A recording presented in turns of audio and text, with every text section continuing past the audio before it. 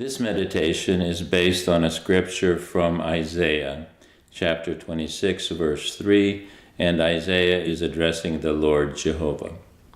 And he says, "The one who is steadfast in spirit you will keep in perfect peace, since he trusts in you."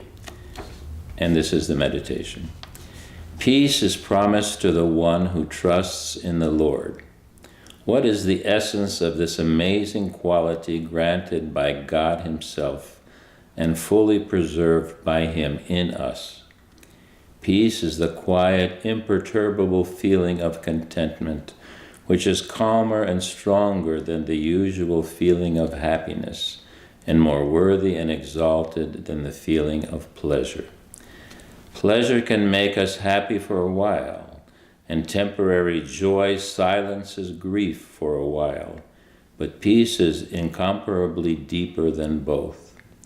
Look at the state of a person who has perfect peace, and you will see that this peace reaches to the very depth of his soul, covering everything and forming the basis of his entire life. Ease and worries, happiness and grief, health and sickness constantly alternate in life, but peace is predominant in one who is steadfast in spirit, as Isaiah says, regardless of everything else. Note how rarely one hears the word peace in the conversation of worldly people. For them it seems unreachable, and they think that perfect peace does not exist on earth. When they speak about a calm life, they mean simply the absence of external disturbances. But spiritual peace in the Christian sense does not depend at all on external circumstances. Our lives can go on in constant motion, and the activities that we must undertake can be difficult, tiring, alarming, and even repugnant.